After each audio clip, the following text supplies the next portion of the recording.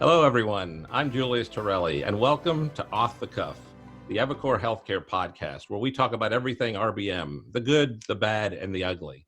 And today we have with us Eric Gratias, who's our Chief Medical Officer at eviCore Healthcare, and Dr. Robert Good, who's with the Carle Health System and the Health Alliance Medical Plan. Hi, Bob. Hi, Eric. Good morning. Hey, Julius.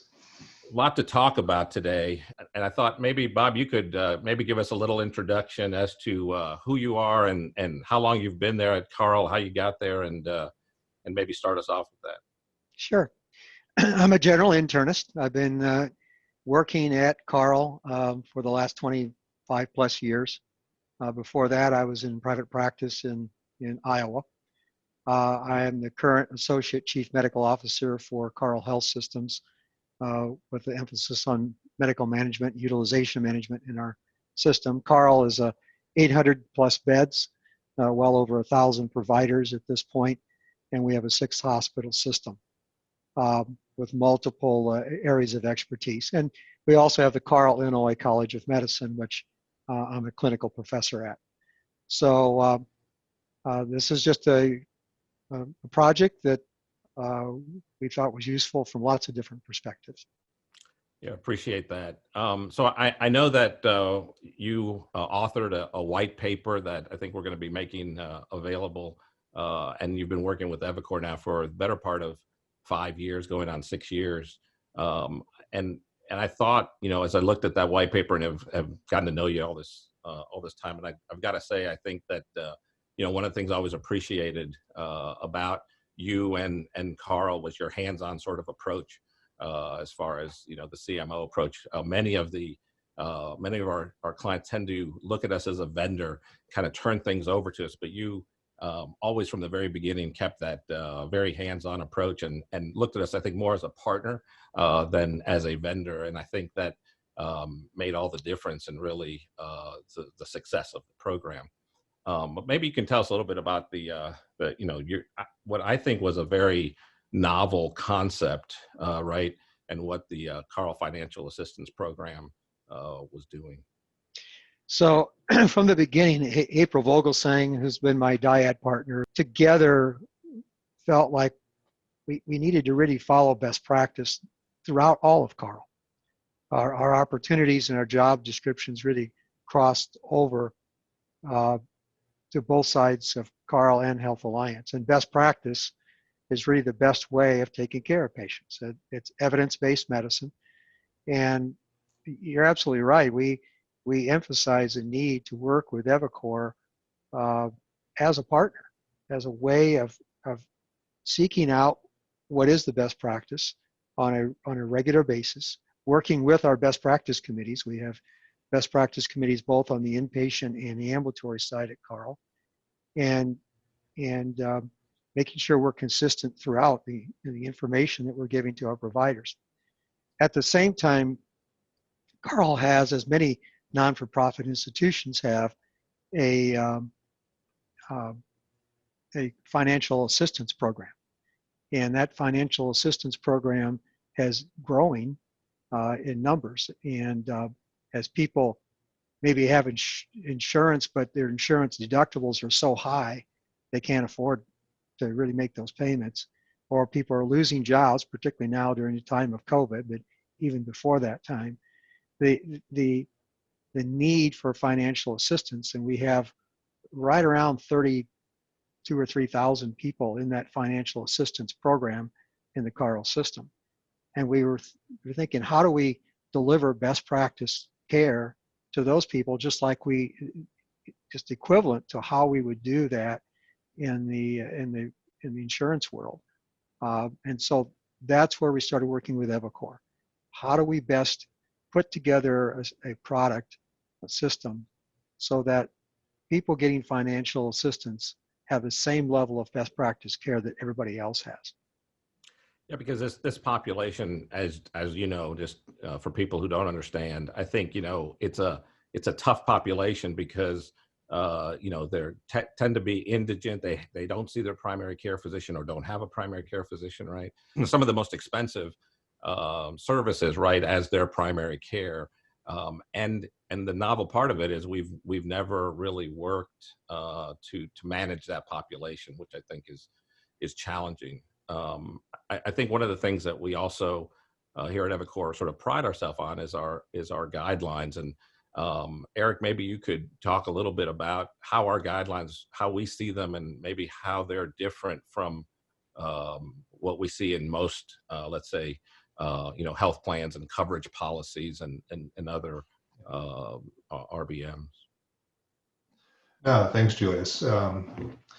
It's a great point. A lot of the evidence-based guidelines that are out there for other benefit managers and utilization managers are really built around the reimbursement methodology. So it's looking at what are the reasons we would pay for this claim, this CPT code. And we philosophically took a very different approach to create our clinical guidelines, and they really are best practice guidelines more so than coverage policies. So they're written by clinicians for clinicians. So we framed our guidelines around the clinical problem being solved. So for radiology, the question we're asking is what is the right imaging that this patient needs at this moment for this clinical condition, or what's the right interventional treatment for this cardiac issue that they're having for a cardiology patient, or what's the right drug treatment for this cancer patient if it's medical oncology. So, and we've written our guidelines around those clinical problems, which make them, we feel, easier for clinicians to apply, and we make them freely available on our website for anyone. So then on the back end, we take those clinical policies and convert them into authorizations, which tell our insurance clients which claims to pay for. But we solicit feedback from a large number of external experts. We work with the major professional societies. A version of our guidelines are available as a clinical decision support, approved by Center for Medicare Services. So we're very publicly out there with our clinical guidelines, and we have dedicated teams of folks whose sole job is to stay caught up on the evidence and make sure that we're bringing those evidence changes to our guidelines in as close to real time as possible, so that patients are getting the best available care.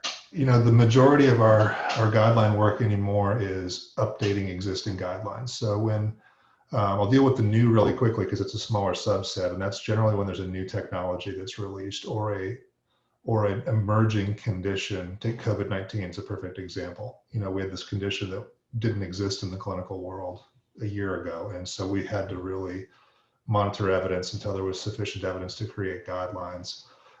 Usually it's a little cleaner than that. When a new drug therapy comes out, for example, we know the information that supports the FDA approval. We can look at the clinical evidence behind it and create a guideline appropriate to the level of evidence, and looking at that.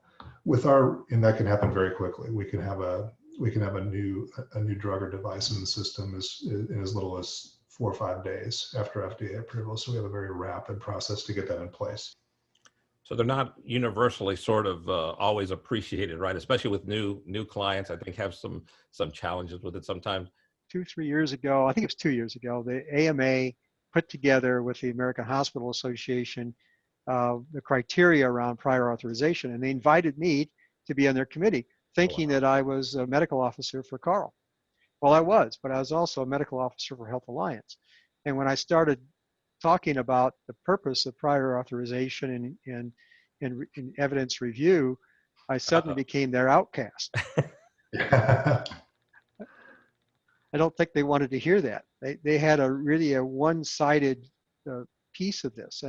And my point is, and I believe it's still to be true, when we all do things perfectly, and I include myself in that. I mean, as much as I've reviewed medical literature and tried to do, as many doctors do, the right thing, you still have a lot to learn.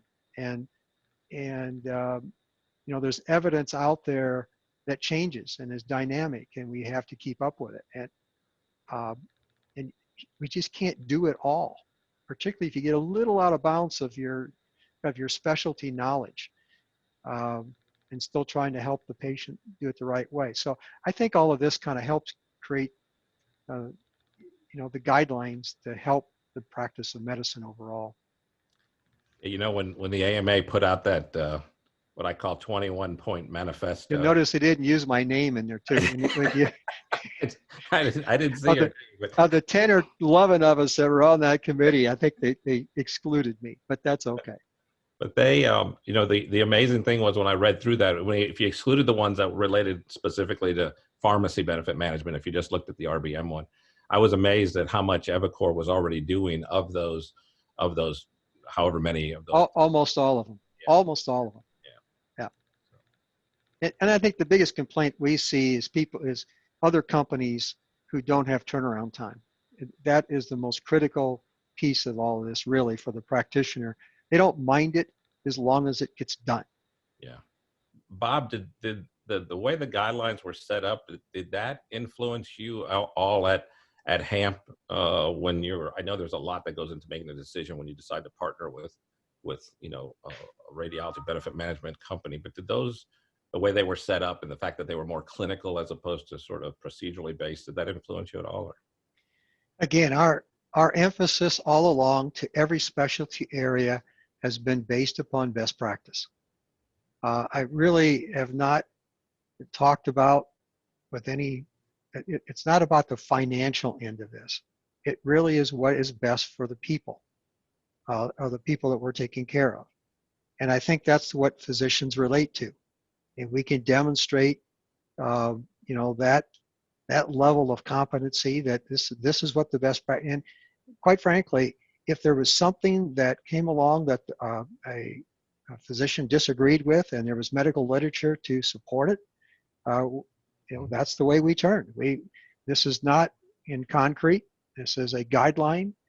There are always exceptions to every, you know, there are unique patients out there with unique problems that we have to take in consideration. And that's why we have physicians as medical directors. It's not it's not to sit here and say this is yes or no based upon you know, an eviCore guideline. It is a guideline to help us practice medicine better and to keep safety in mind for our patients by not overutilizing. So that's been our emphasis all along, and I believe our medical staff responded to that in a very positive way. And are there times when they disagreed? Absolutely. And were there subgroups that disagreed with certain areas? Yeah. But by and large, when they understood where the medical literature was leading us to and the decisions we have to make in general, it was accepted. And again, it was not a financial decision as much as it is what is best practice? What is the best outcomes for our patients? That's exactly how we feel internally at eviCore. You know, our culture is such that if we feel that if you just do the right thing and you do the best, follow the best practices and such, you will eliminate all the waste. And that's where the savings actually ends up coming from, not so much by just saying no and denying cases, which is, you know, the perception I think that sort of exists out there.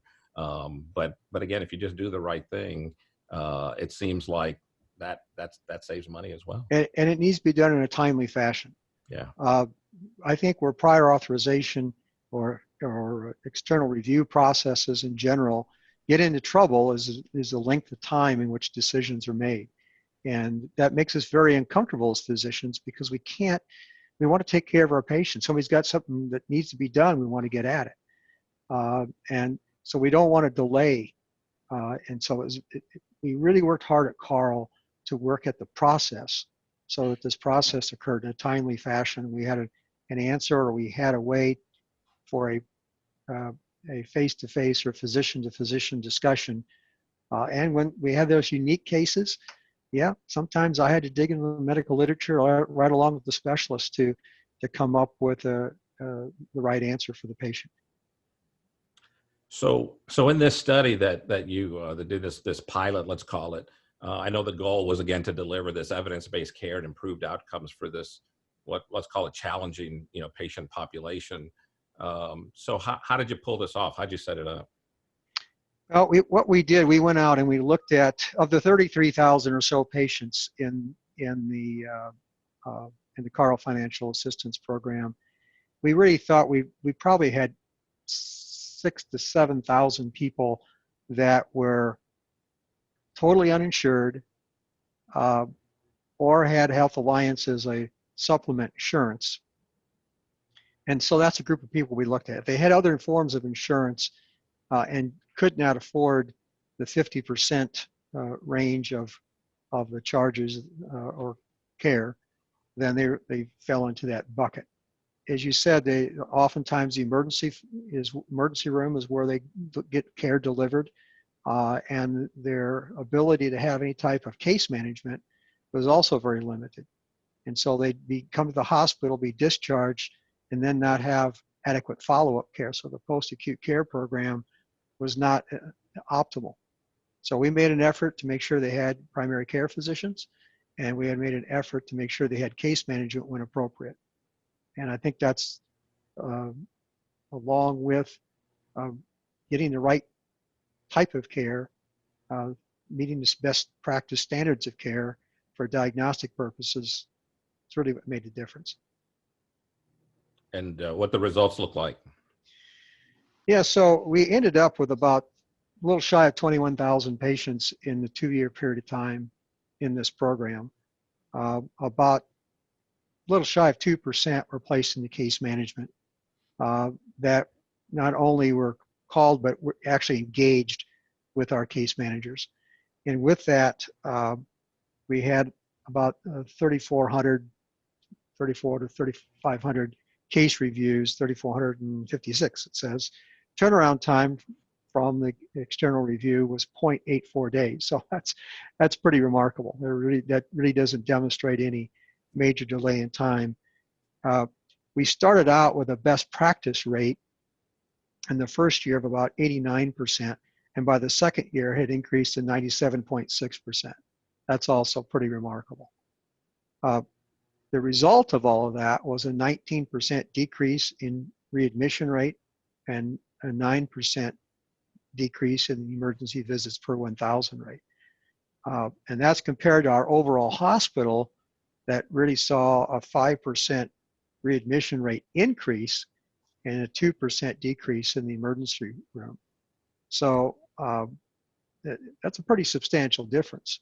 And I think it's a result of getting the right test at the right time and providing case management to those folks.